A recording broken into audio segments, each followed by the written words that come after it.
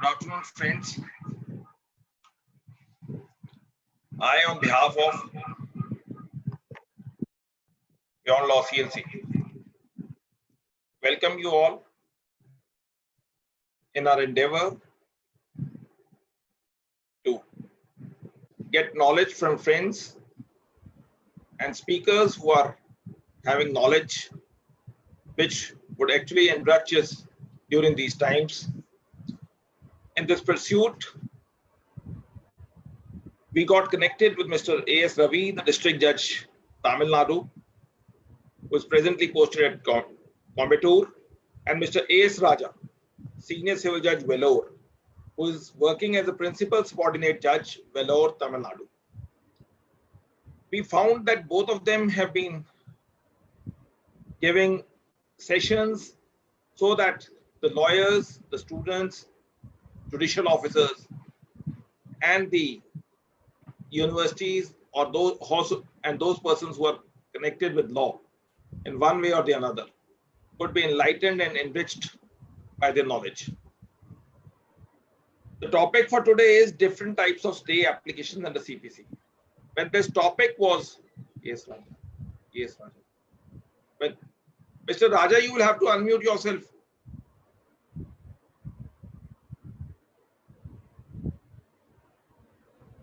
So, as any student of law or a lawyer would always know that the stay application is quite pertinent for one's career or for that matter for the client.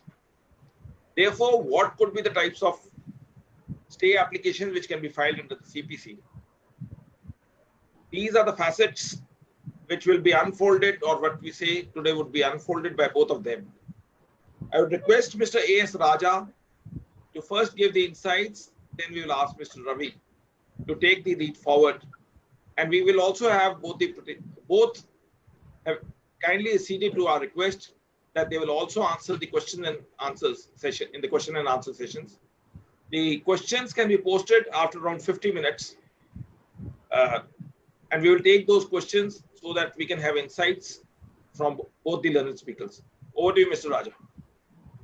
Well, sir. Thank you, Mr. Vikas Ji. Good evening, everybody. I really thank Mr. Vikas Ji and the team Beyond Law CLC for giving this wonderful opportunity to us. Now we are in very difficult time. COVID-19 pandemic is spreading all over the country. However, in this difficult period, the team Beyond CLC started this journey, and it was just wonderful. And through this platform, we never let in COVID-19 virus or the lockdown even affect our thoughts and learning process. The webinar is useful and helpful, both the advocates and judges, and it is really very useful for us to share our knowledge with judges, senior advocates, and young advocates across the country. In the word stay safe is to wish our friends and relatives. But in civil procedure code, stay is not so safe word to all, but only to the person who obtains such favorable order from the court. Whether stay is safe, secure, guarded, protected, unharmed, or invoking low risk remedy is the question under CPC. In my view, if we know all the relevant provision in CPC for obtaining or opposing the stay application, we would not allow a wrong person to get such an order from the court by confusing the procedure, and we will also help the court to grant stay only to the right person. In my little experience, I read CPC several times and interestingly found different types of stay application in 19 places. Before going into the relevant provision, let us know the difference between the injunction and stay. What is injunction? Injunction is an order or degree of the court to direct someone to do or refrain from doing something. They are perpetual, mandatory, temporary, and ad interim injunction. Now, what is stay? Stay is an order forbidding someone action until an event occurs or the order is lifted. Further, stay can be granted only against an order in force which is passed by the court. In the decision reported in AIR 1967 Supreme Court, the Honorable Supreme Court of India held that in a case of injunction or stay, the knowledge of the party concerned and the court is necessary. It is further held in that decision, an order of injunction is generally issued to a party and it is forbidden from doing certain act. It is well settled that in such a case, the party must have knowledge of the injunction order before it could be penalized for disobeying it. Further, it is equally well settled that the injunction order not being addressed to the court, if the court proceeds in contravention of the injunction order, the proceedings are not a nullity. But in case of a stay order, as it is addressed to the court and prohibits it from proceeding further, as soon as the court has knowledge of the order, it is bound to obey it. And if it does not, it acts illegally, and all proceedings taken after the knowledge of the order would be nullity. Recently, as per the statistics, in view of the stay granted by the Honorable High Courts, several cases were pending in the subordinate judiciary, and it was brought to the notice of the Honorable Supreme Court. And in the case of Asian Resurfacing of Road Agency Private Limited and another versus CBI, reported in 2018 Supreme Court cases online, SC, page 310, the Honorable Supreme Court made a significant verdict by directing that in all pending cases where stay against proceedings of civil or criminal trial is operating, the same will come to an end on the expiry of 6 months from today, unless in an exceptional cases by a speaking order, such stay is extended. Next, we come to regarding the factor to be considered while granting stay. Recently, on 25/11/2019, in a writ appeal filed by the state of Mizoram in respect of a lottery case, the Honorable Supreme Court has outlined three aspects that usually consider while granting a stay order. Number one, there should be a prima facie case for granting the stay order. Number two, the balance of convenience does not favor the alleged violator. Number three, the stay order does not cause irreparable harm or injury. Thus, in all cases, while granting stay, the court have to consider prima facie case, balance of convenience, and the stay order does not cause irreparable harm or injury. Now, coming to today's subject, the topic which is allotted to us is powers of civil court in granting stay under CPC. Under CPC, civil court has got jurisdiction to grant stay in various circumstances. I'll quote the relevant provisions. Number one, Section 10 CPC. Order 6, Rule 14A, Subclass 5. Order 21, Rule 26. Order 21, Rule 29. Order 21, Rule 53. Order 21, Rule 59. Order 30, Rule 2. Order 32, Rule 10. Order 35, Rule 3. Order 37, Rule 4. Order 37, Rule 5. Order 41, Rule 5, Subclass 1. Order 41, Rule 5, Subclass 2. Order 41, Rule 6, Subclass 2. Order 45, Rule 11. Order 45, Rule 13. Order 45, Rule 14, Subclass 2. Order 46, Rule 2.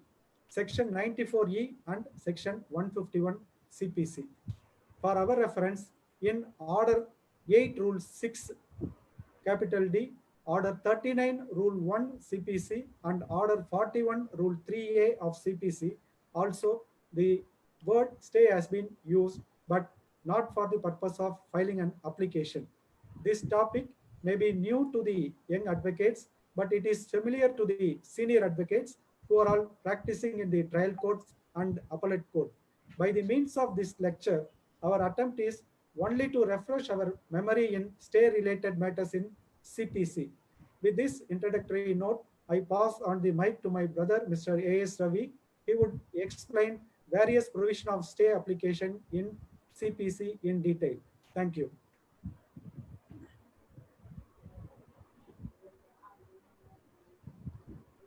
May I please, Mr.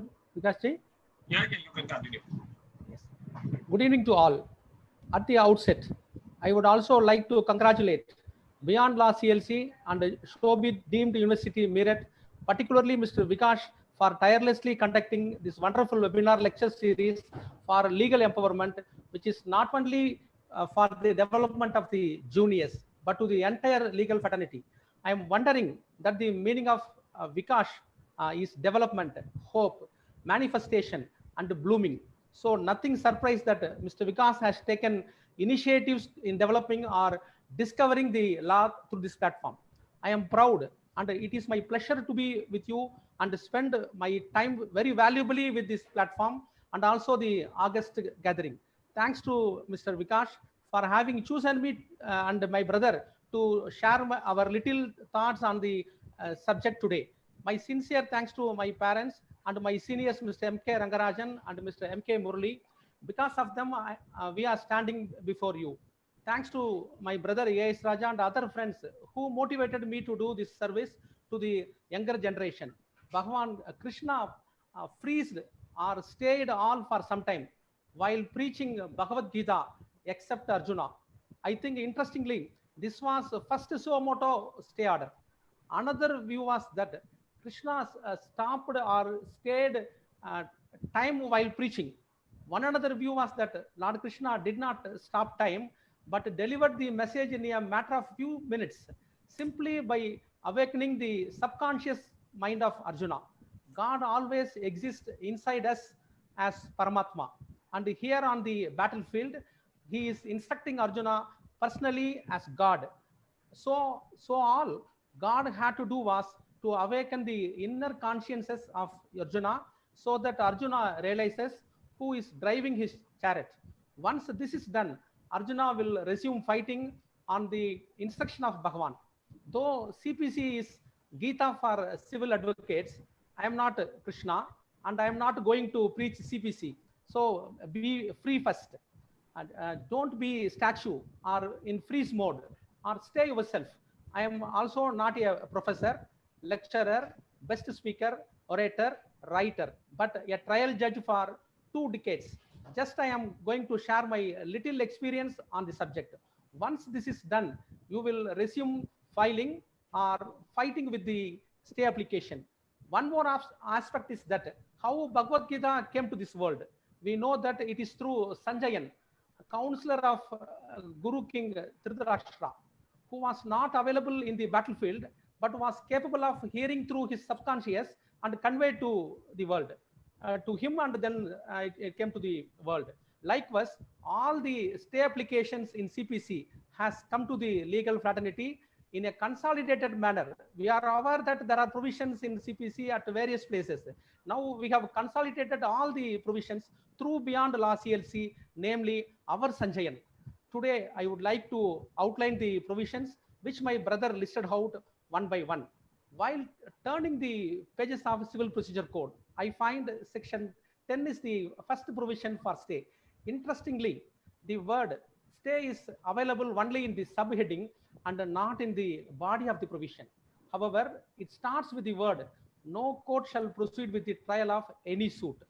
Then what are the points to be keep it in mind?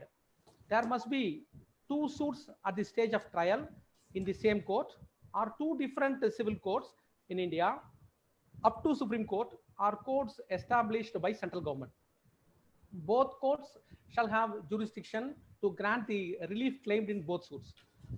It cannot apply to proceedings of other nature instituted under any other statute, namely before tribunal, writ proceedings, criminal proceedings, consumer court cases, etc.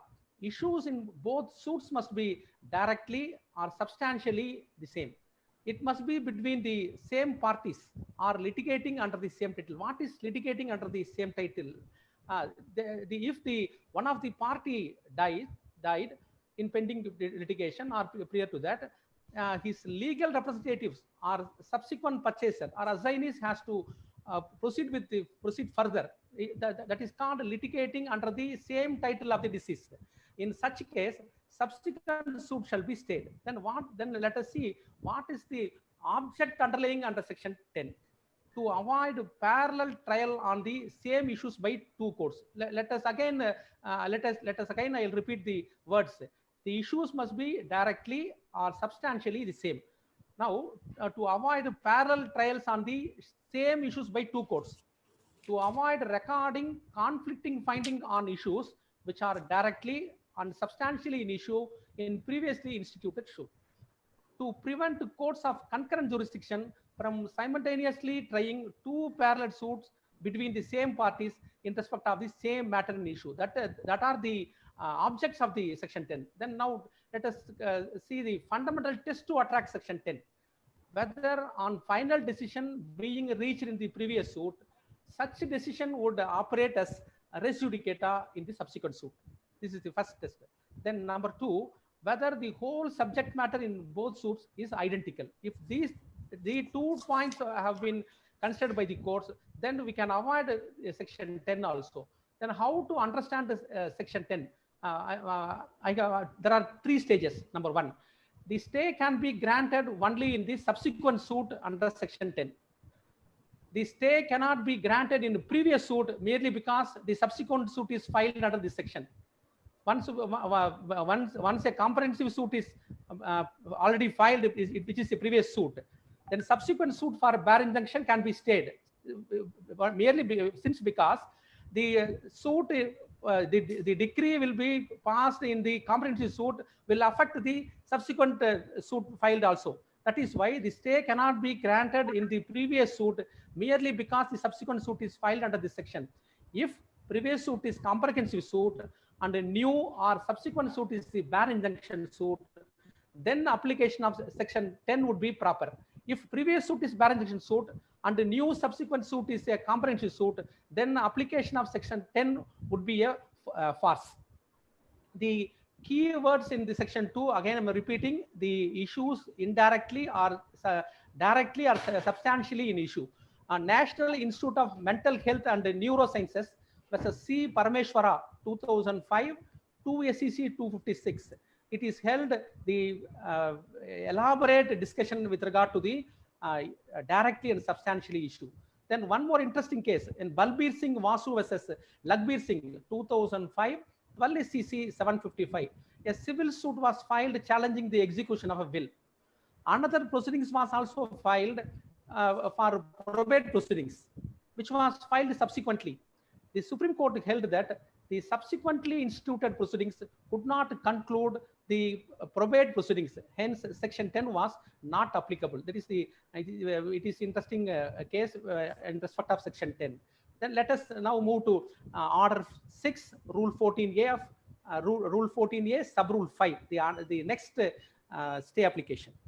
There is a procedure and practice to file a statement under this provision, namely order 6, rule 14, capital A verified statement to be filed by the plaintiff along with the plaintiff. Similarly, it is for the defendant to state his address in his written statement. If the court finds that the registered address filed by the parties are incomplete, false, fictitious, the court may either on its own motion or an application of the either party, if the address is falsely furnished by the plaintiff, suit to be stayed. If it is furnished by the defendant, defense to be struck off. After true address is furnished, the court may set aside the order of stay or order of struck off on the application of the respective parties. If the court satisfied that the party was prevented by a sufficient cause from filing the true address at the proper time, the court may suo motu also set aside the order with or without cost. Thus, we need not worry about the wrong address of the defendant while filing the plaint. That can be corrected at any time by filing a memo also. Then likewise, the defendant also can file his correct address at any time. If an application has been filed or it was put on to the notice of the court that the address is false or incomplete or fictitious, then the suit has to be stayed if filed, if furnished by the plaintiff, and the defense to be struck off if filed by the defendant. This is the rest of the provision. The court may also order directing the service of process at any other address if it thinks fixed. Thus, as soon as the fresh address is furnished, the court may order directing the parties to serve process to them. One citation I want to cite, Gagan Kakkar versus Dharampal Chabra, 22nd July 2015, a Delhi High Court citation to that point. Then the next provision is the very interesting provision, Order 21, Rule 26. This is the most misusing provision in the court, I feel. Before going to that detail into the provision, in Order 21, Rule 26, we may find a word, the court to which a decree has been sent for execution. What does it mean? The court to which a decree has been sent for execution. In short, a transferee court. A decree is forwarded to another court for execution. Then then section 38 says what are the courts which can execute the decree? Number one, by the court which passed the decree, we may call it as a trial court. Number two, by the court to which it is sent for execution under Order 21, Rule 5. When stay may be granted by the court to which a decree has been sent for execution under Order 21, Rule 26. If the two conditions, if certificate copies are not furnished to the JD but furnished to the decree holder.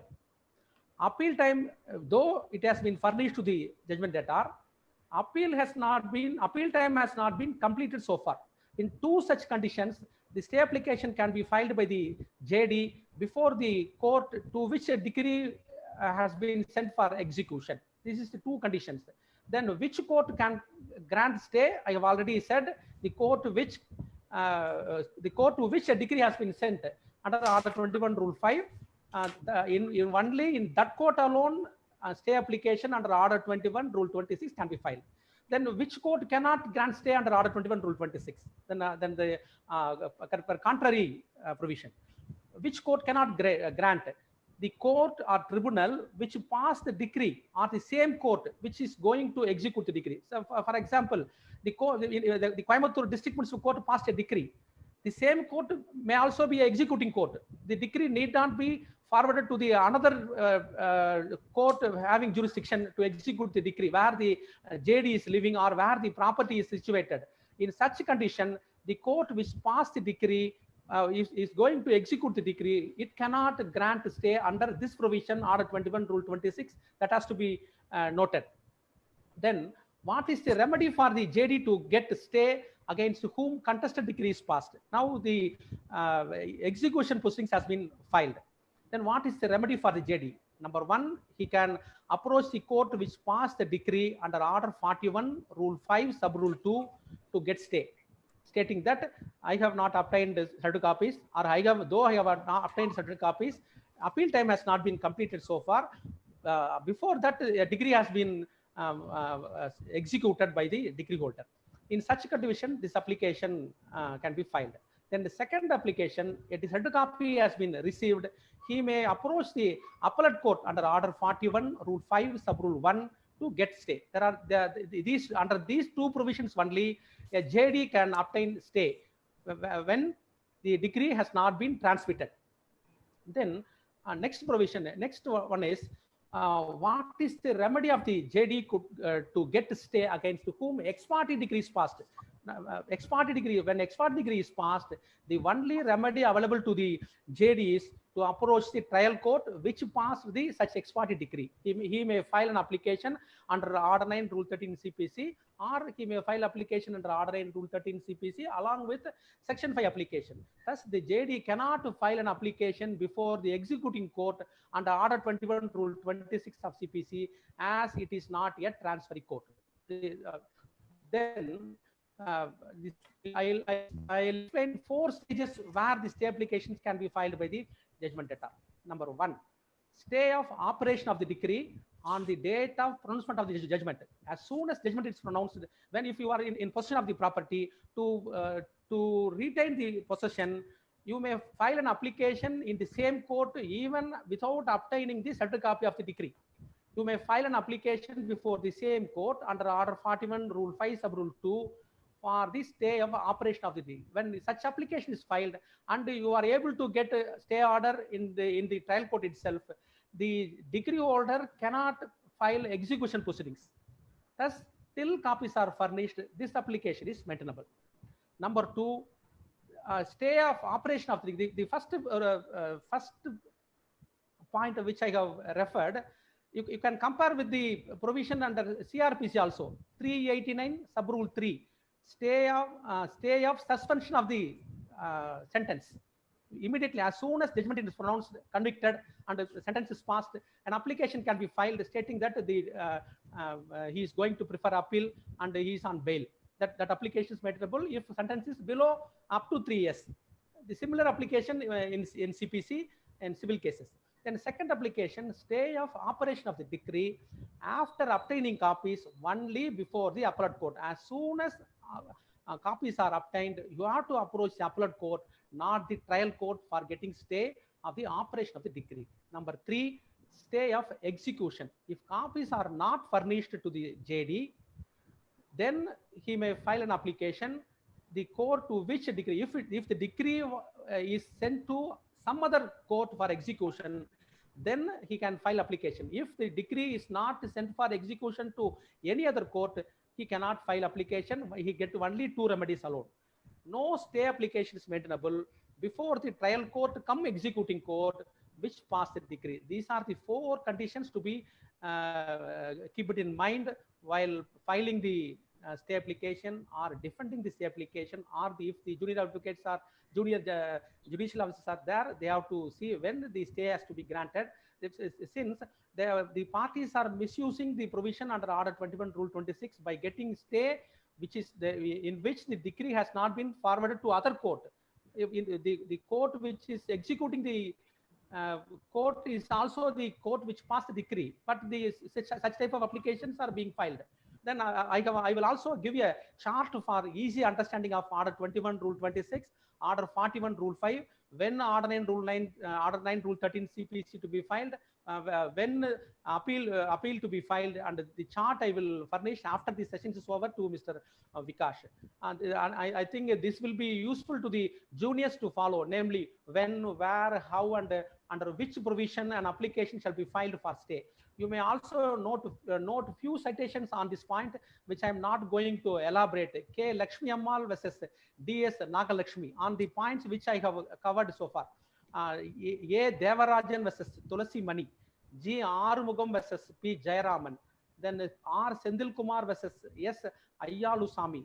G. Suresh Mohan versus S. Lilly. And the last one, Hotel Supreme Private Limited versus P. Kannan. In all those citations, these points have been elaborately discussed. We need not go into details of the said citations. Then the next provision is Order 21 Rule 29 of CPC. To stay the execution of decree in the following conditions must be satisfied under Order 21 Rule 29. There must be simultaneous proceedings. An execution proceedings initiated by the decree holder must be pending against the JD, and JD must have filed a suit against decree holder. Watch carefully. Yes, execution proceedings has been filed by the decree holder against JD, which is pending. JD filed a suit against the decree holder, which is also pending. In such a condition, a stay application can be filed before the executing court, stating that suit has to be stayed till the execution proceedings are completed. I'm sorry, the stay application has to be filed by the decree holder to stay the suit filed by the judgment debtor. This is the point to be learned.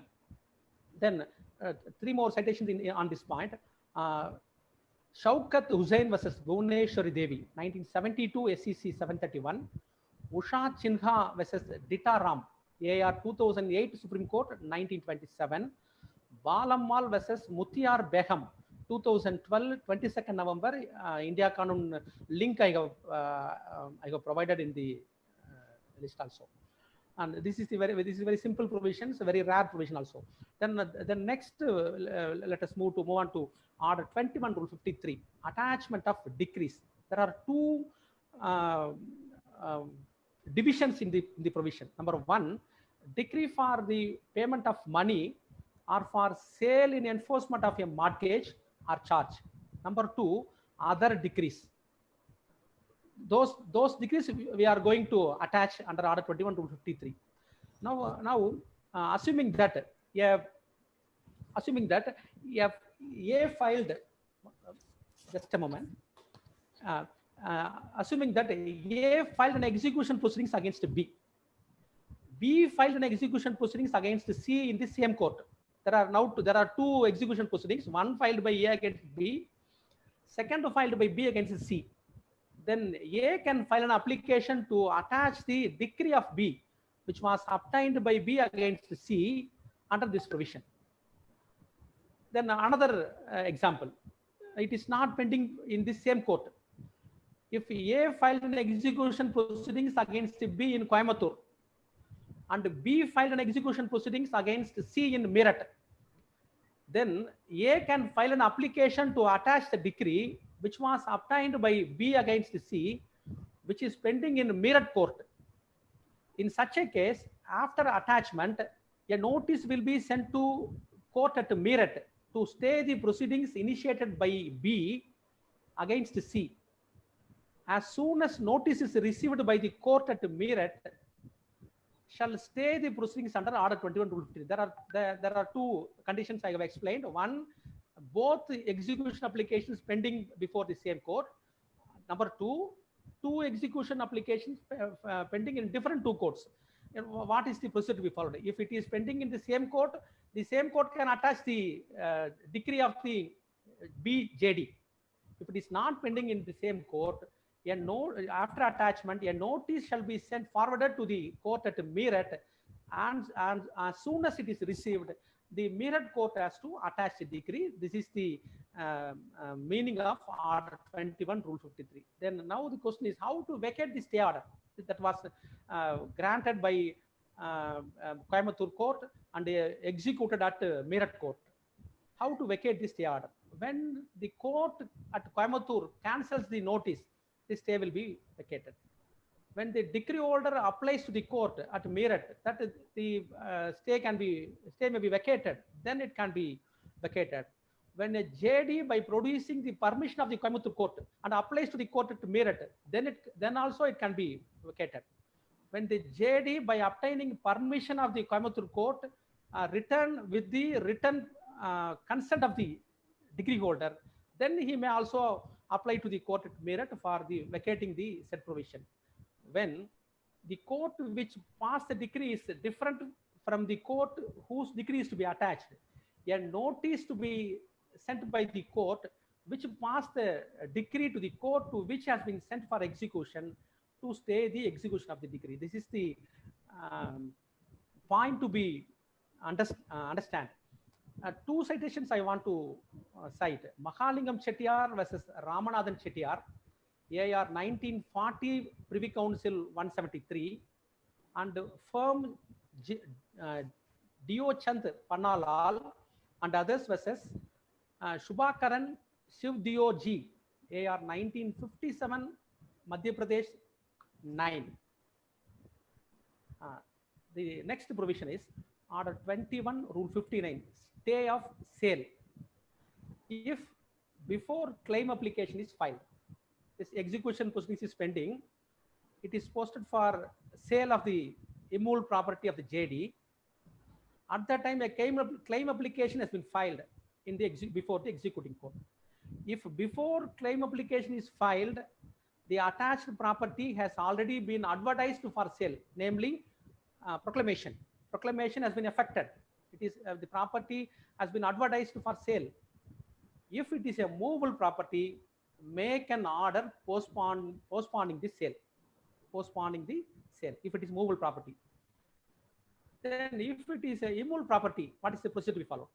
Make an order that the property shall not be sold or may be sold, but the sale shall not be confirmed. For number one, sale shall not, property shall not be sold. That can be a one type of order, or may be sold, but sale shall not be confirmed. Obviously, this has been made with a view to expedite the sale proceedings so that in the event of the claim application being rejected, the further proceedings can go on expeditiously. That was the object of this provision.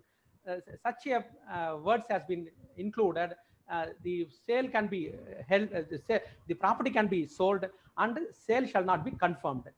Once the claim petition is allowed, the sale will be treated as void, because the interest of the JD that was sold did not in fact belong to him. That is why claim application has been allowed. The property does not belong to the judgment debtor.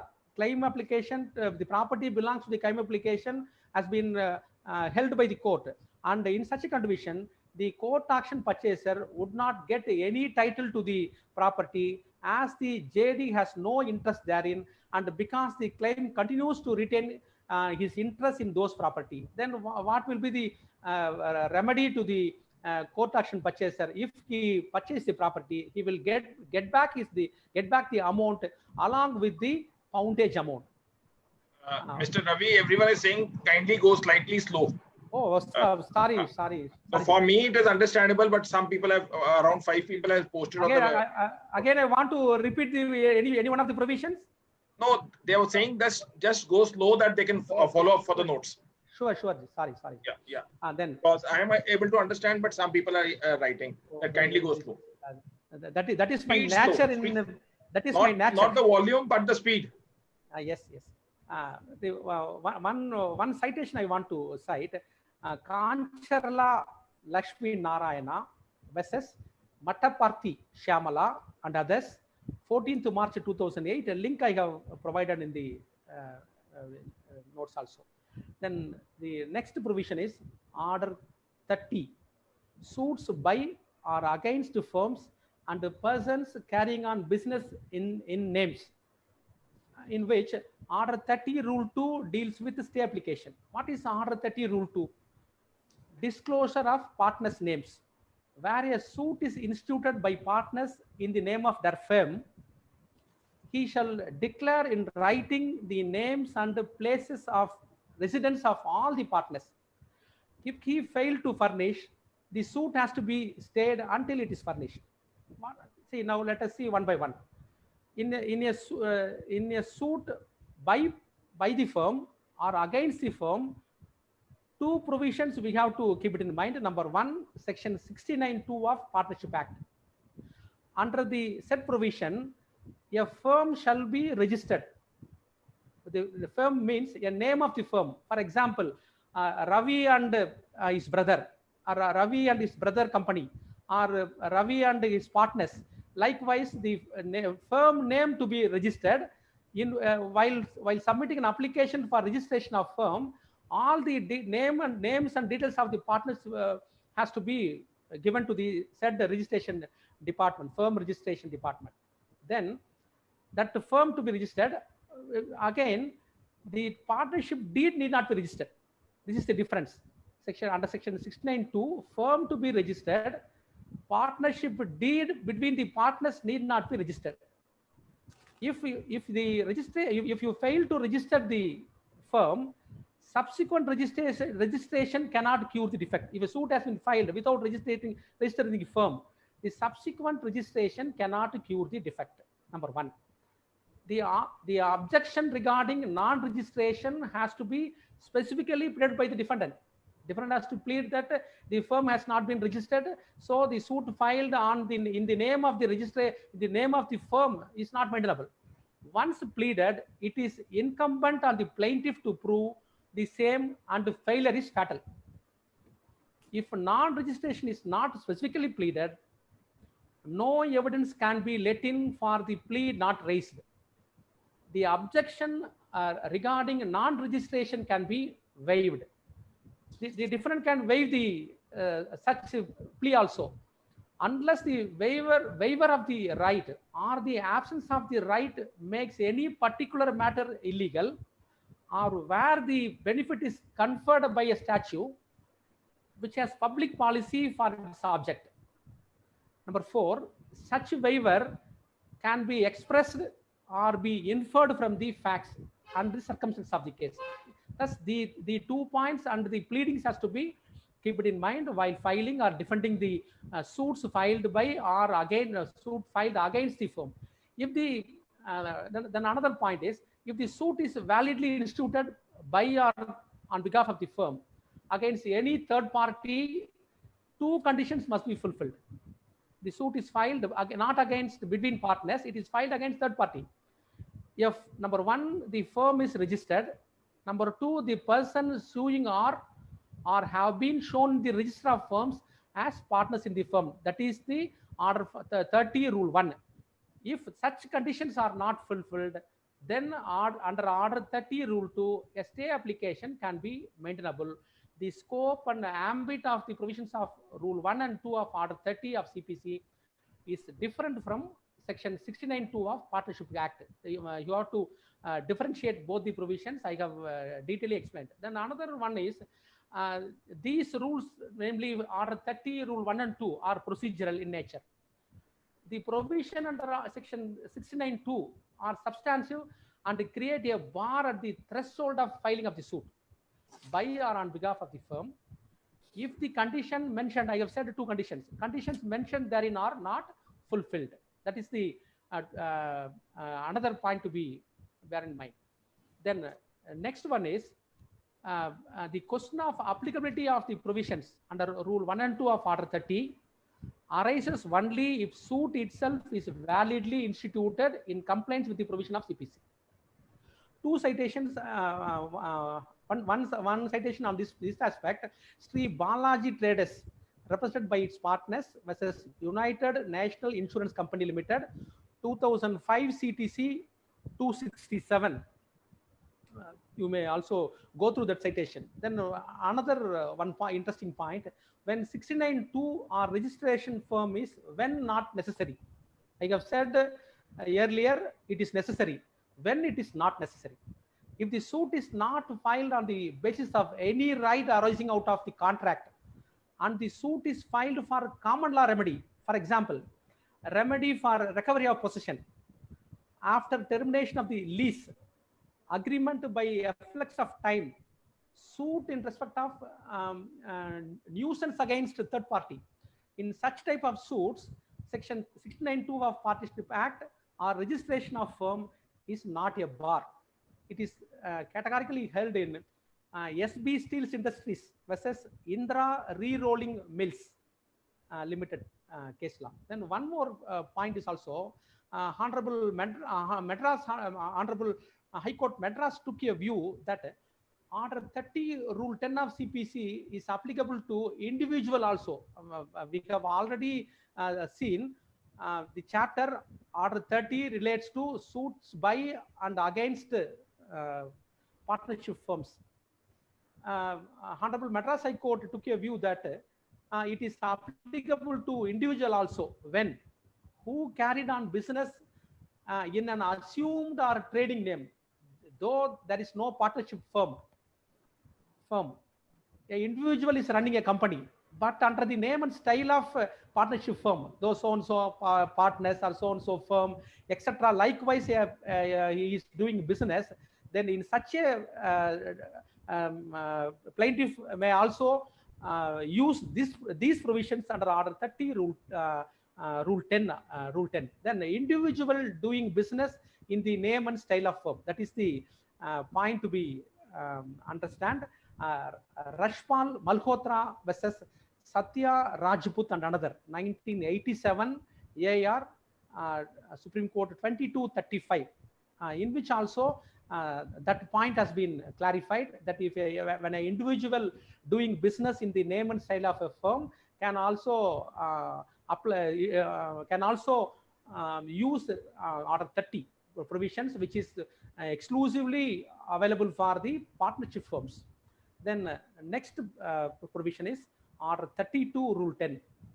You are, I think you are all aware that if a minor is a plaintiff or a petitioner or an appellant who has to be represented by a next friend under Order 32 Rule 1. And here in Tamil Nadu, under rules of rules of practice rule 111. A third party affidavit to be filed. I'm not aware of the in respect of other states. A separate affidavit to be filed, not application, an affidavit to be filed by the third party declaring or stating that the next friend will take care of the minor and his property. If the defendant or respondent is a minor, who has to be represented by his guardian under Order 32, Rule 3. On retirement or removal or death of the next friend. Again, next friend means plaintiff, petitioner, and appellant, not the respondent, defendant, or opposite party. On retirement of removal or retirement or death of the next friend of a minor, further proceedings shall be stayed until the appointment of a next friend in the place of minor, plaintiff, or appellant or petitioner. That is the provision under Order 32, Rule 10. The suit shall be stayed. 2 points to be understood through this provision. Number one, this rule is attracted only when the fact of death is brought to the notice of the court. If that was not brought to the knowledge of the court, we cannot stay the proceedings. Thus, the fact of death has to be brought to the knowledge of the court. If no next friend is appointed, the suit is pending and cannot abate until 3 years after the minor attains majority. See, the suit cannot be abated merely because no subsequent next friend has been represented by the representative for the minor. In such a condition, after attaining majority, the suit still not abated. That is the provision under Order 32, Rule 10. Then let us move on to Order 35, interpleader suits. Interpleader means between the litigation or dispute between the defendants, not plaintiffs, between the defendants. An interpleader suit is one in which the real controversy or dispute is not between the plaintiff and the defendants, but it is rather between the defendants only who interplead against each other. That is the meaning of interpleader suit. For example, I'll say one example to understand the interpleader suit and how Order 35, Rule 3 has to be applied. For example, where a suit was an interpleader suit brought by the tenants to ascertain whether they had to pay rent to son or daughter or wife of their landlord, namely the deceased landlord. The suit in such a suit is pending, which is filed by the tenants against the legal representatives of the deceased landlord. Another suit filed by a son of the deceased landlord against the tenants, seeking direction from the court to direct him to pay rent to him only. The said suit has to be stayed, not the suit filed by the tenant against all the legal representatives. The stay has to be granted in the suit filed by a son against the tenants seeking payment of rent. That has to be stayed. The reason is if the dispute between the interpreters are resolved, then the subsequent suit filed by the son of the deceased landlord has no value at all. Then what is the remedy for the tenants who filed an interpleader suit? They will get only the cost. No, they will not get any other remedy in that suit. They will get only cost of the suit which they filed against the legal representatives. The court, while decreeing the interpleader suit, also include the cost of the tenant, or he may add his cost in the interpleader suit itself. That is the points to be understood under this provision. Then next chapter is Order 37, summary procedure. Order 37, Rule 4 says power to set aside the decree.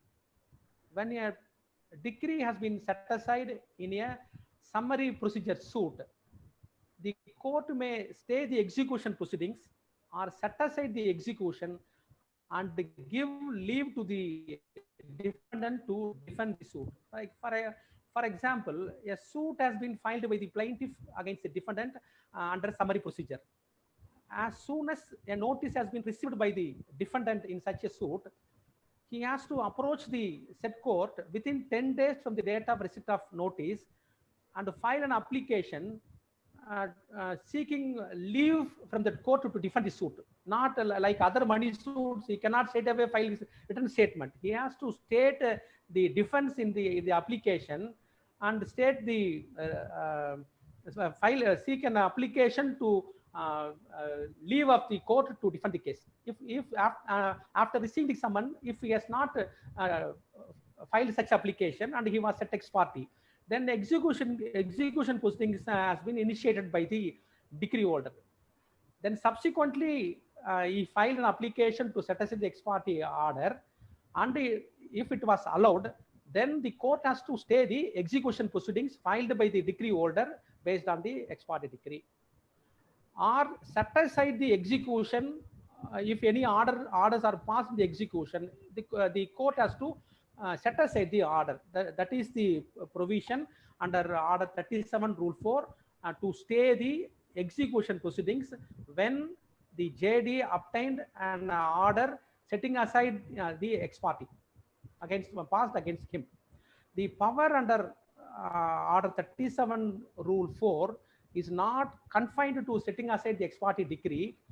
It extends to staying or setting aside the execution and giving leave to appear to the summons and to defend the suit. That is the meaning of that provision and stay application. Rajini Kumar versus Suresh Kumar Malhotra, AR 2003, Supreme Court, 1322 is the apt citation in respect of that provision. Then one more stay application in the same chapter itself, Order 37, Rule 5.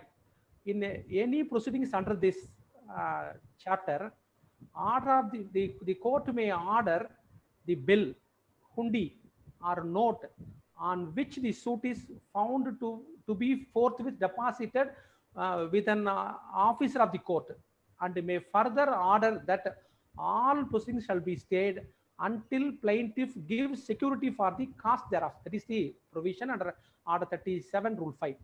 The two conditions: the plaintiff shall deposit bill or hundi or note on which the suit is based on is filed. If he failed to deposit the said document or give security for the cost thereof, all the proceedings initiated by him under this chapter, namely summary procedure, shall be stayed. Then let us move on to Order 41, appeals from original decrees. Under Order 41 Rule 5, stay can be granted by appellate court. That is the subheading in the provision. But when you read the provision, two courts can grant stay. I'll explain one by one. Under Rule 5, under 41 Rule 5.1, stay by appellate court.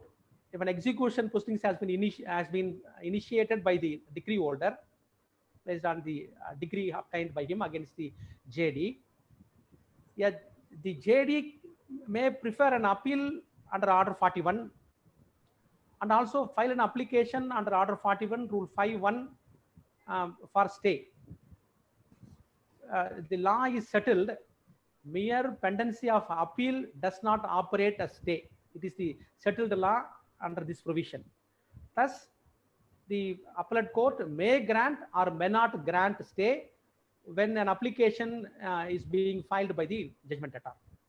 Under subrule, under Order 41 Rule 5 Subrule 2, an application can be filed before the trial court which passed the decree, not executing court. Again, I'm repeating, it is not executing court.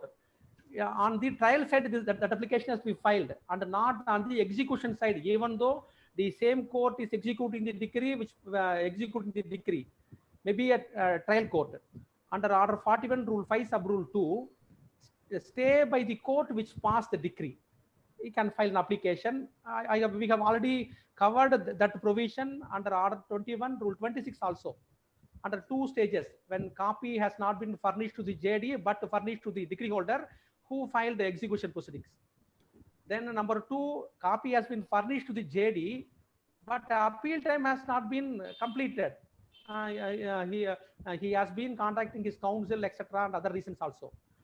Then he has to approach the trial court since the appeal time has not been completed. If appeal time is completed, the stay application cannot be filed before the trial court or the court which passed the decree. He has to approach only the appellate court. Then sub rule 3, Order 41, Rule 5, sub rule 3. While granting stay, both courts, not only the appellate court or the trial court, both court has to see whether any substantial injury may result if not granted. If stay is not granted, any substantial injury may result, number 1. Then whether an application is filed in time. Number 2, whether application is filed in time. Number 3, whether he is ready to furnish security. These are the 3 conditions has to be looked into by the courts. Then not only the courts, the decree holder has to oppose the application and to take defense on these 3 conditions. There is no substantial injury to the JD. An application has not been filed in time. Application is belated one, namely the appeal is filed with Section 5 application, or setting aside application has been filed with Section 5 application if it is filed before the trial court under Rule 5 sub Rule 2. Then direct the JD to furnish security for the suit claim or AEP claim also. These 3 conditions has to be fulfilled by the JD while seeking stay before the whether it is trial court which passed decree or the appellate court. Then Rule 5 sub Rule 4, it says that Rule 5.3 is applicable to Rule 5.2 also. That means it is applicable to trial court or the court which passed decree also. Then Rule 5 sub Rule 5, there are 5 sub rules in Order 41, Rule 5. 5 sub Rule 5, if appellant failed to make deposit or furnish security, the court shall not grant stay.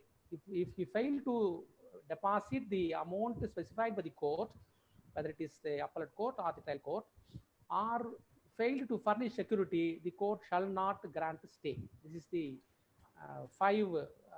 this is the ingredients of the 5 rules.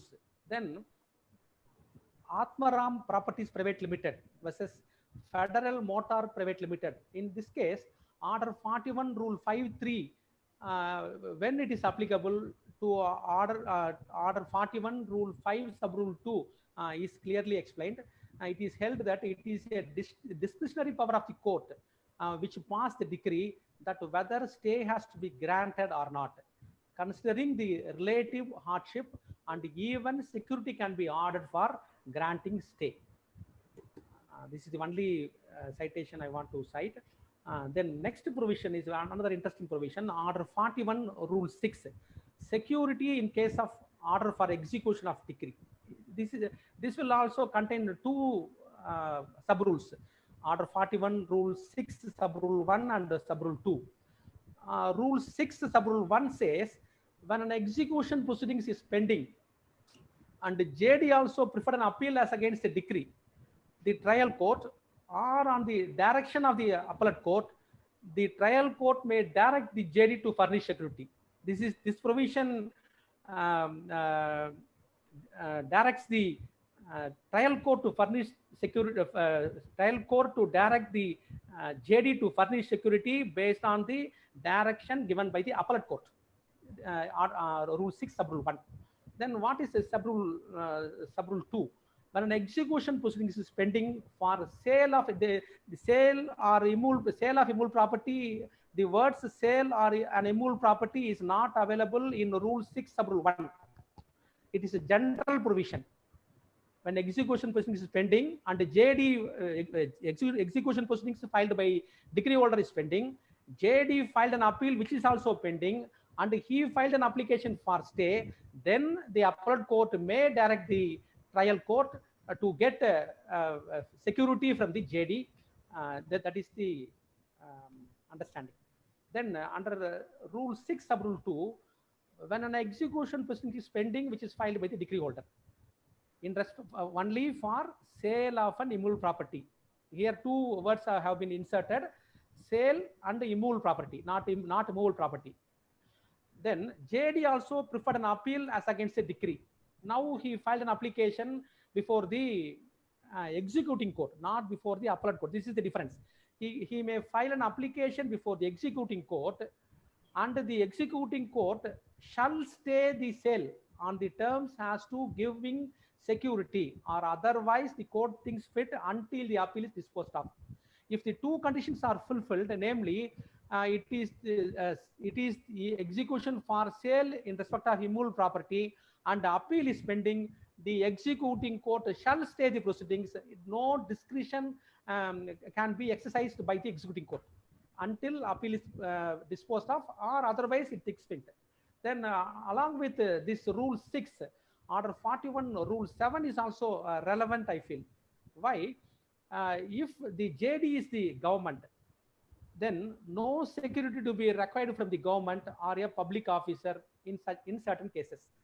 You may also refer order 27, rule 8A, which is also deals with the similar provision. If a government is the JD, the court cannot ask to furnish security. This is the point. Then the judgment debtor may file an application under order 41, rule 6.2 before the executing court, which has on security being furnished before the execution court, being furnished by the JD, stayed the sale of the immovable property. Under 41, rule 6, the court which passed the decree can also stay the execution of the decree passed by the court if it is brought to the notice that an appeal is pending against the decree and the judgment of the trial court. Thus, this provision can be used before executing court or before the court which passed decree also. Two courts with this application can be applicable. Then what is the difference between order 41, rule 5.1, which we have already discussed, and this provision, order 41, rule 6, sub-rule 2? The exercise of appellate jurisdiction under order 41, rule 5.1 is a discretionary. I have already referred. It is only a discretionary relief, rule 5. Appellate court has necessarily to take into that connection the relative hardship involved to the parties and such other factors as may be regarded to be relevant. The court has to see the relative hardship while granting the stay. No such elements are, however, to be found contained insofar as the rule 6.2 is concerned. It is missing in rule 6.2. The execution court has only to ascertain therein that a sale recovered in execution is of immovable property and that there is an appeal pending against a decree of which execution is sought for. The mere pendency of appeal is for the purpose of rule 6 to make enough ground for stay of sale of immovable property, whereas rule 5.1 contemplates in express terms that mere pendency of appeal does not amount to stay of execution. The execution court has, of course, to obtain the security under rule 6.2 in order to be able to exercise powers thereunder. But subject to all this, the grant of stay by executing court thereunder is mandatory. Embassy Hotels Private Limited versus Benjamin, proprietor of Nirmala, 2008, 2 MLJ 1219 is the relevant citation which differentiate the order 41 rule 5 with order 41 rule 6 sub rule 2. Then next provisions, order 45, appeals to the Supreme Court. I am not so conversant with these three provisions: order 45 rule 11, order 45 rule 13, order 45 rule 14. I have also searched no relevant citations also in this regard, but with the little knowledge I have given certain points to understand these three provisions. There are three provisions in under Order 45 in respect of appeals to the Supreme Court. Under Order 45 Rule 10, while admitting an appeal, but before the transmission of the copy of record, the security shall be furnished under Order 45 Rule 7 for certificate from the Supreme Court. This is the provision under Order 45 Rule 7 under Order 45 Rule 10. If such a security is not adequate, then first the Supreme Court directed to furnish the security for so amount. The said security is not adequate and further payment is required. For what purpose? For the purpose of translating, transcribing, printing, indexing, transmitting the copy of the record, the Supreme Court may order the appellant to furnish within a time to be fixed by the court or other and sufficient security, or to make within like time require payment. Thus, the Supreme Court may direct to furnish additional security also. Where the appellant failed, here the stay application comes. Where the appellant fails to comply with such order, the proceedings shall be stayed under Order 45 Rule 11. The appeal shall not proceed without an order in this behalf of the Supreme Court. But in the meantime, execution of the decree appealed from shall not be stayed. See the difference between the proceedings before the Supreme Court, namely the appeal before the Supreme Court shall be stayed, and in such a case, the no stay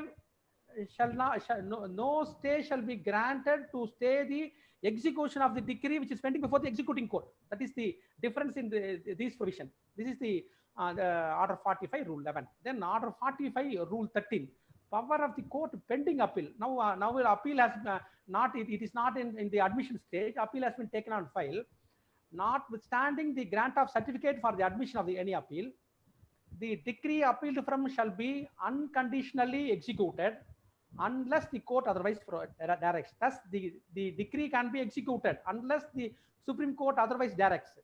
The Supreme Court may, if it thinks fit, on special cause shown, impound any movable property in dispute or any part thereof, or allow the decree appealed from to be executed, taking such security from the respondent, or stay the execution of the decree appealed from, taking such security from the appellant. Thus, here that the provision under Order 45 Rule 13 comes. Stay the execution of the decree appealed from, taking such security from the appellant. After taking security from the appellant, the court may stay the execution proceedings pending before the executing court. The order shall be passed by the Supreme Court, not the executing court. Then or place any party, if the condition is not complied with, let's go. Place any party seeking the assistance of the court under such conditions, or give such other direction respecting the subject matter of the appeal as it thinks fit by the appointment of the receiver or otherwise. Thus, the place any party seeking assistance of the court under such conditions, or give such other direction in respect of the subject matter of the appeal by appointing a receiver or otherwise, the Supreme Court may direct. This is the understanding of Order 45 Rule 13. Then Order 45 Rule 14. Increase of security found inadequate. First, we discussed Order 45 Rule 10, a security to be furnished. And Order 45 Rule 11, security, additional security, Supreme Court can direct to furnish additional security. And if it is not furnished, then stay. Then now, under Order 45 Rule 14, increase of security found inadequate, where at any time during pendency of the appeal, the security furnished by either party appears inadequate, the Supreme Court may, on application of the other party, require further security. If security is not furnished, on the application of the opposite party or respondent, the court may stay the further execution of the decree and restore the parties to the position in which they respectively were when the security which appears inadequate was furnished, or give such direction in respect of subject matter of the appeal as it thinks fit. In such a conditions, if additional or increased security has not been furnished, the Supreme Court may grant stay of the appeal proceedings pending within itself. Then the 18th stay application in CPC is under Order 46 reference, Order 46 Rule 2. The court may pass a decree contingent upon decision of the High Court. Now, before going to the stay application, let us see what is Rule 1, Order 46 Rule 1. If the court has any reasonable doubt or any question of law while trying the suit or appeal or executing the decree, either of its own motion or on the application of the either parties, draw up a statement of the facts of the case and the point on which doubt is entertained, and refer such a statement with its opinion on the point for the decision of the High Court. Thus, if any doubt, the word used is reasonable doubt, not all doubts arising during the suit or appeal or executing. It must be a reasonable doubt. If there is a reasonable doubt or any question of law to be answered, then in such a condition, on application of either parties or the court on its own motion, draw up a statement of facts of the case and the point on which doubt is entertained, and refer such a statement with its own opinion. And the court also state his own opinion, and then submit the same to the Honorable High Court for seeking, praying for a decision thereon. This is the Rule 1. In such a situation, now assuming that a statement or a reference has been made, submitted to the Honorable High Court. In such a condition, the court which referred the question of law or doubt may either stay the proceedings or proceed in case notwithstanding such reference, and may pass a decree or make an order contingent upon the decision of the High Court on the point referred. Thus, the court may either stay the proceedings till the advice is given by the Honorable High Court, or proceed with the case, and may also pass a decree notwithstanding such a reference also.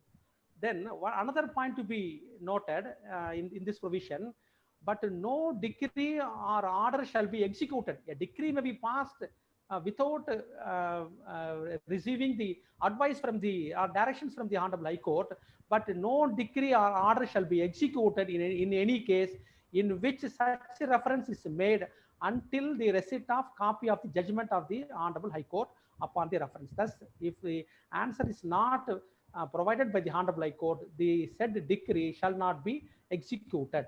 Then another doubt may arise.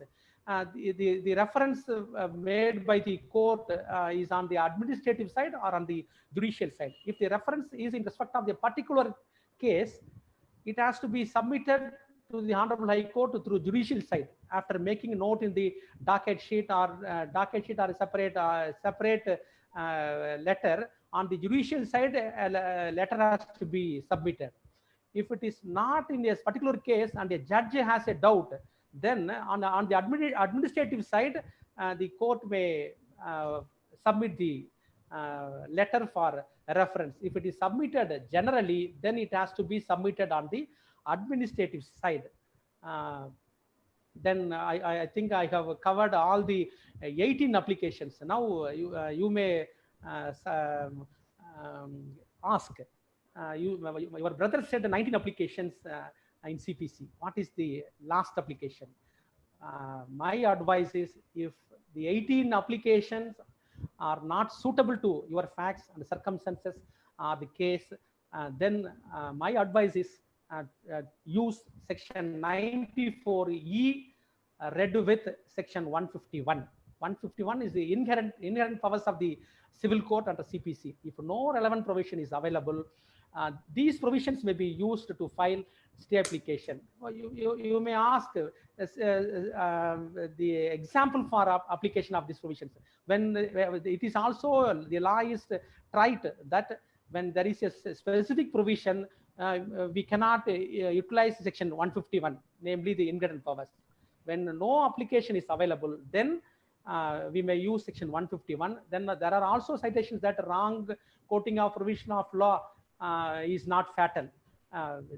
Since I have explained all the 18 provisions, I think hereafter there will not be any doubt which provision to be applied. Then I'll say two examples to provoke your thoughts. For example, if a previous suit is for bare injunction and the subsequent suit is for comprehensive relief, you are aware that what is comprehensive relief? Under Order 2, Rule 2, you have to ask all the reliefs, that is comprehensive relief. You may also refer comprehensive policy. It will include the owner also. If it is only act policy, it will cover only third party.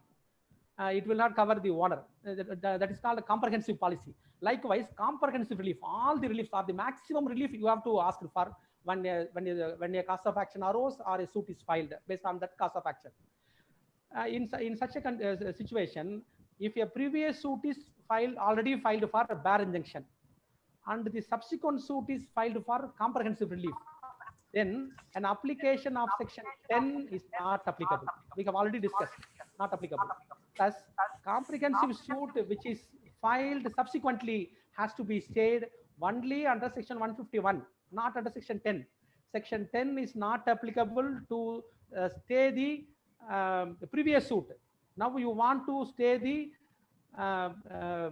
previous suit, which is bare injunction suit. Now you want to try comprehensive suit, namely declaration and recovery of possession, or declaration consequent injunction. That suit has to be decided first, prior to that bare injunction suit. In such a condition, you may apply this provision, section 94. 94 is relates to a supplementary proceedings. No other explanation in it. Section 94E read with 151. Then number 2, orders passed by the executing court on merits, assuming that an arrest has been ordered on merits, an attachment has been ordered, or sale has been ordered, salary has been attached, property has been attached, delivery has been ordered, execution of sale deed has been ordered. In such a condition, an order has been passed by the executing court.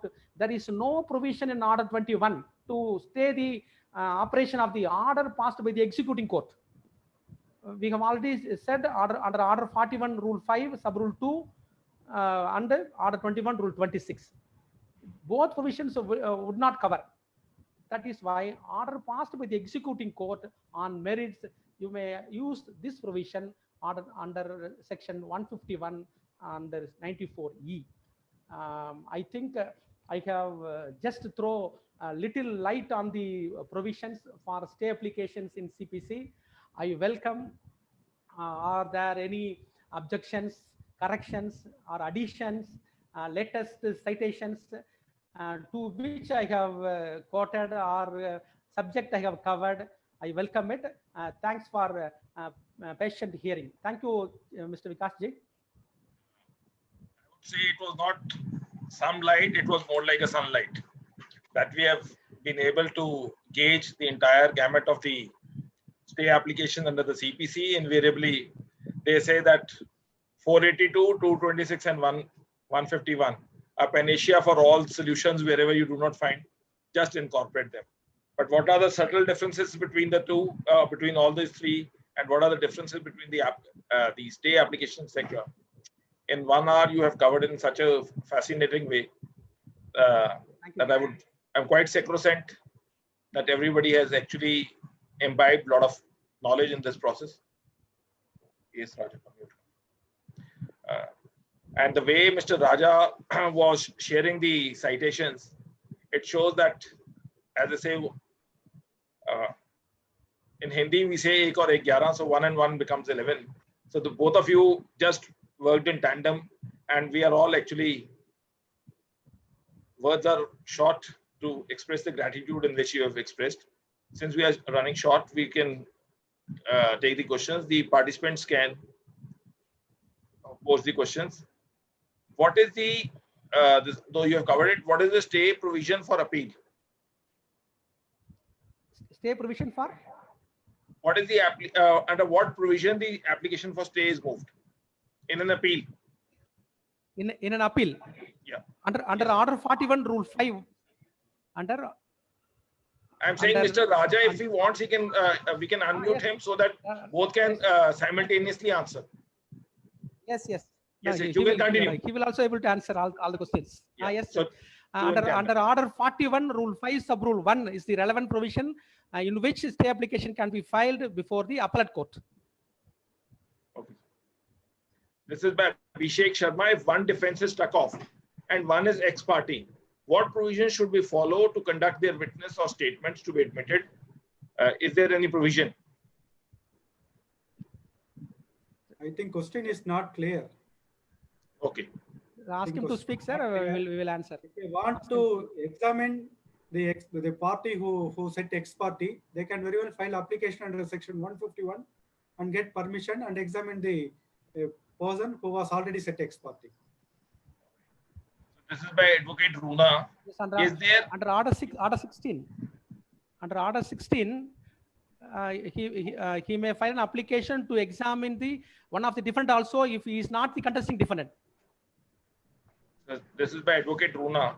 Is there any citation or ruling on the point that in the absence of any substantive evidence with regard to the disposing of the property in dispute by the defendants during the pendency of the suit, the plaintiff's affidavit supported by some other witnesses supporting the contention should be considered as sufficient for temporary injunction since the plaintiff resides out of India and is not able to produce the copy of the sale deeds at that particular time?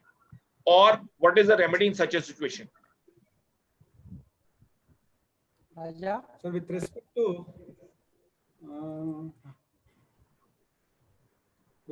to temporary Mr. Raja, probably you will have to come slightly closer to the mic. Yes. The audibility is an issue.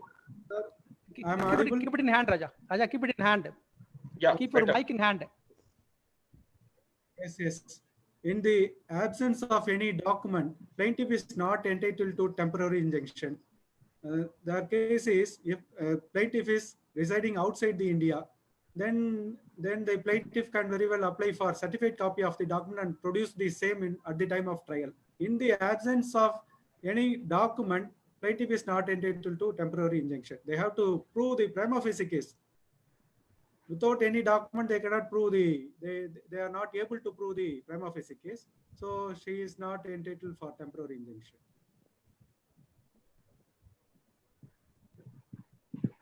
Yes.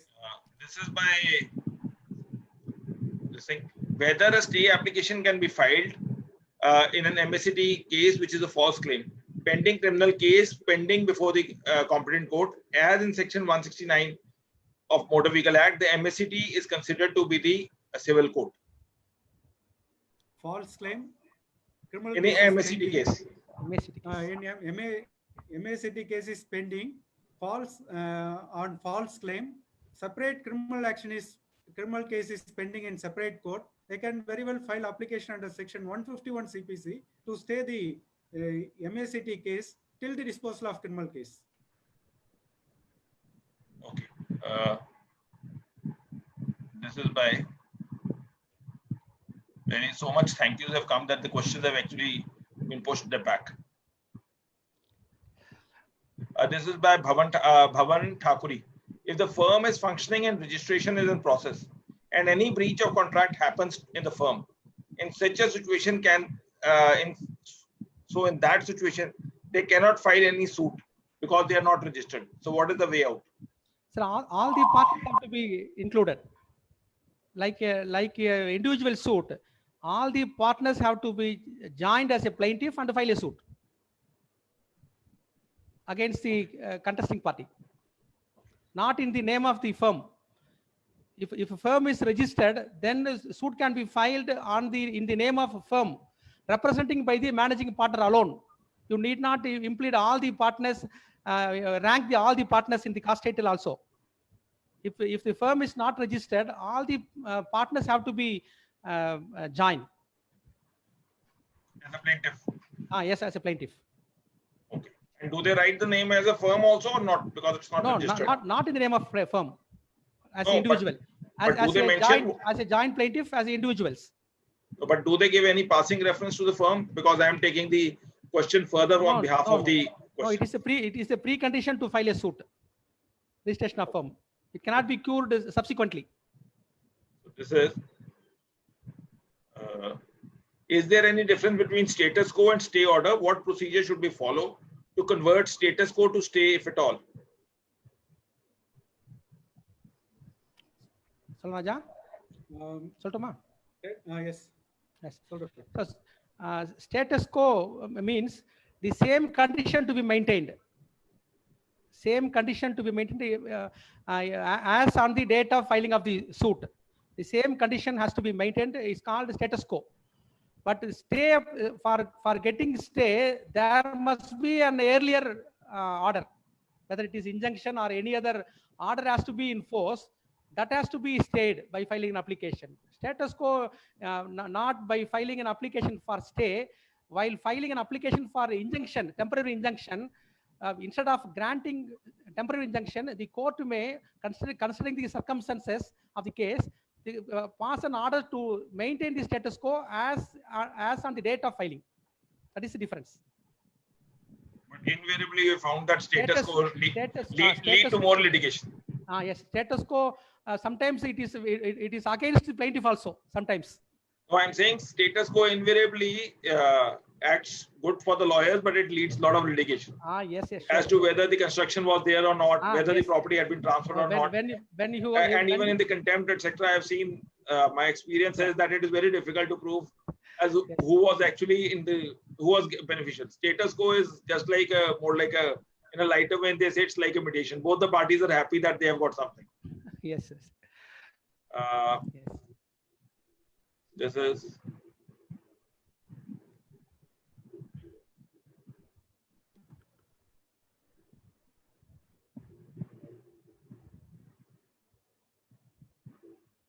Mr. Raja can also read because invariably.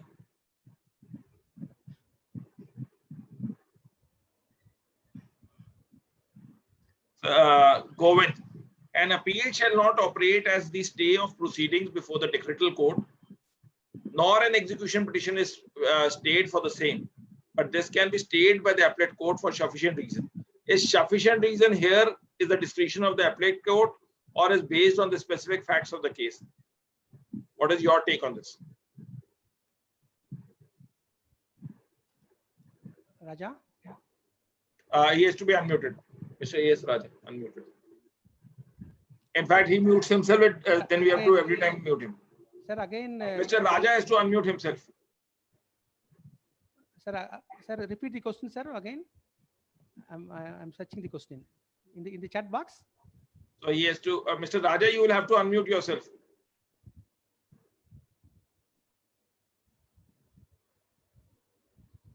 Sir, please repeat the question, sir. In fact, he has just closed the video also. Some technical problem. Sir, question is in the chat box. So I will take the question. Yes, sir.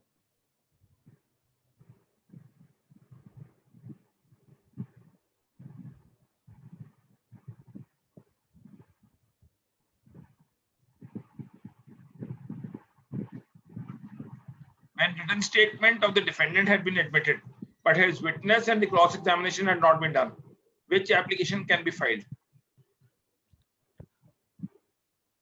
The last question on the screen.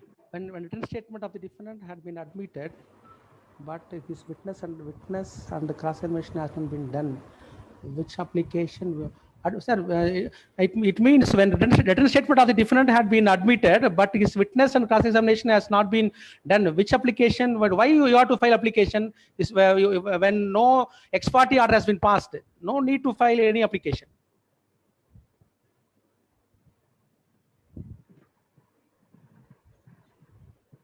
He has been ex parte. He says ex parte. Okay. Ex parte. Then if the suit is pending for ex parte evidence, or ex parte order has been passed against one of the defendant and your client is one of the defendant, then Order 9 Rule 7 CPC is sufficient. Order 9 Rule 7 CPC. If the suit has been decreed as ex parte and which is not pending, then you have to file Order 9 Rule 13 CPC within 30 days. If not filed within 30 days, you have to file along with Section 5 application, Limitation Act.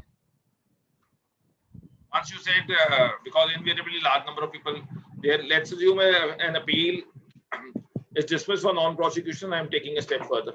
What application do we file for getting it restored? Because invariably sometimes people file under Order 9.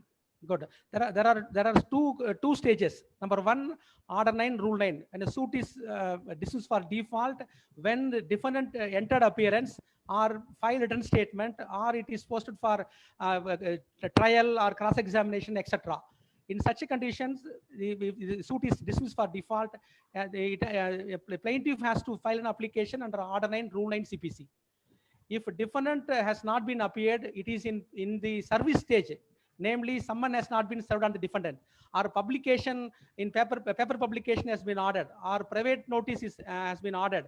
In such a conditions, suit was dismissed for default for non-prosecution. Then Order 9 Rule 4 is sufficient. If it is filed within 30 days, even no notice to the opposite party or the defendant is necessary. Since the defendant has not entered appearance, an application under Order 9 Rule 4 is applicable without notice to the opposite party. Two applications.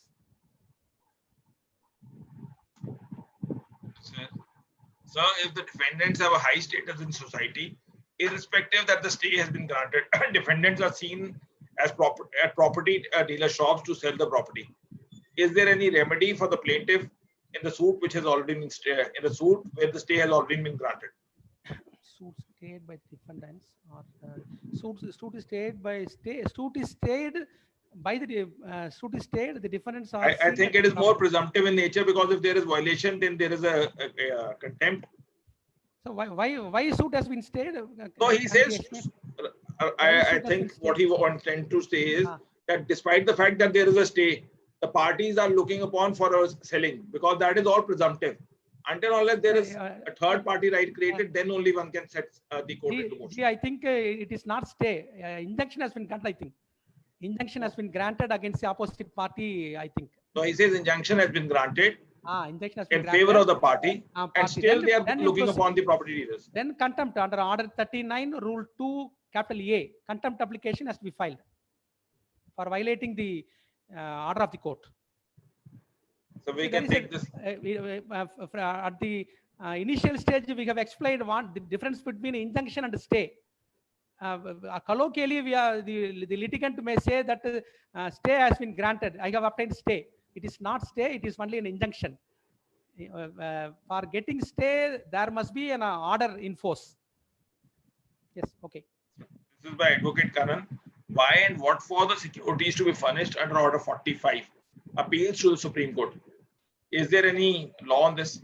See, I have referred in my notes also for the reasons for the payment security, typing, transcribing, and printing, and other charges. Supreme Court is collecting charges. I am not familiar with Order 45 also. Provision says the amount has been collected from the plaintiff, namely the appellant, in respect of so and so work alone. Thank you. I think since we invariably wrap it off by 1 or 30 minutes. One more question. What is the provision for filing a reopen application? It is under Section 151. There is no separate provision. Under Section 151 CPC, a reopen application has to be filed. Recall, there is a provision. Order 18 Rule 17. Reopen, there is no provision. Last question, since you have said on recall, according to you, where it has been explained, what is the difference between recall? Because sometimes you feel that there is no error on the face of it in the case law. I'm asking in general. Then one can file a review in a normal case, but sometimes you feel that there is no error on the law, but you want to file an application for recalling. So is there any provision for recalling, and under what provisions, and what are the guidelines for recalling of an order? See, he referred recall. He referred recall to recall the witness. No, I am saying in general. Recall the I am saying in general. Recalling. There is no provision in the CPC for recalling the order. Only setting aside the order. No. Setting aside the order. Setting aside will be by a superior court. But let's assume for a moment that there is no error on the face of it. But you want to show to the effect that that order has become impossible for its execution because of the flux of changes. So review is not permissible because there is no either factual error nor there is error on law. There are two aspects for a review. But you want to highlight that the advent of time, certain circumstances have come into being, that the decree has become unexecutable because of the changed circumstances. So according to me, that should be a case where an application for recalling should be filed. Because review will not be there because neither there is remedy of there is no error on facts, no error on law. So recalling to apprise the court that these circumstances have come and law is to that effect that a court cannot compel to perform an impossible decree. So where is there any distinction between in the judgments which show that where recalling can be filed? No, recalling means, to my knowledge, recalling means setting aside the earlier order. That is recall. So, but review will not be. I'm saying review cannot be filed because there is no error on the face of it, factually as well as legally. But due to change circumstances, that decree cannot become executable. This fact has to be apprised to the court because otherwise. See this. Yes. Proceed, sir. For that. See, when you want to recall the earlier order, there must be circumstances. Why it has to be recalled? That's what I'm saying. Because with the advent of time, it has become unexecutable because it is impossible to get it executed because of some changed circumstances. Then, if it is unexecutable, then section 47 before the executing court, not before the trial court. If a decree has been passed under wrong circumstances, then it has to be challenged only before the executing court, not before the trial court. Only appeal is the remedy. When a suit is pending, suit or other appeal or proceedings are pending, when the order has been wrongly passed or the other wrong circumstances, then you have to file an application stating the reason for why you have not participated in the earlier proceedings. Then you have to file an application to setting aside that earlier order only, not recalling order. There is, I think, there is no provision recalling its own order. Otherwise, under section 151. Under section 151, the civil court can do wonder, which is not available to the judicial magistrate. I will unmute Mr. Raja as well, since we are closing for the day. He can come on the video itself. Thank you, friends, for joining us in these engaging webinars. Like today we saw, the insights given by Mr. Ravi and Mr. Raja were quite fruitful, and I'm quite sacrosanct the way they took us along to the 18 applications which are there under CPC and what is the remedy. So it was what we say normally in a lot of webinars, that just like a capsule can treat everyone. So capsule of the entire gamut of the stay applications has been given by both of them. I think every person who has participated, not only on the Facebook, but also on this platform, they would have a healthy mind for a healthy legal knowledge, which is our endeavor, like Mr. Ravi and Mr. Raja said. During these testing times, we have been taking all such issues which invariably would help the students, lawyers, and all ones. Tomorrow, we have, in this pursuit to that, we have what are the changes, etc. Specific performance of contracts, effect of the amendment of 2018. Amongst us will be Justice Sunil T. Thomas, a judge of the Kerala High Court. So kindly do stay connected with us. And before parting, I would like Mr. Raja also to be unmuted because we want to express the gratitude on behalf of Beyond Law CLC to the effect that they have given us, both of them have given insights on a topic which is fascinating, not only for students, but also for the lawyers, as well as the judicial officers. Thank you. Thank you, Mr. Raja. I will forward the Mr. I will forward the notes to circulate to all of them. At least the judgment parts, once they are shared, the No, students and everyone. complete notes I will forward. Thank you. Thank you. There couldn't be a better day. The starting of the week with studies and with the compilation of the notes is a fact which everyone will enjoy. Thank you, sir. And thank you, Mr. Raja, for all the insights. And thank you, Mr. Ravi. We have been connecting offside the platform also. You have been able to connect us with many people. Thank you for all the cooperation to Beyond Law CLC. Very much. Right. So thank you.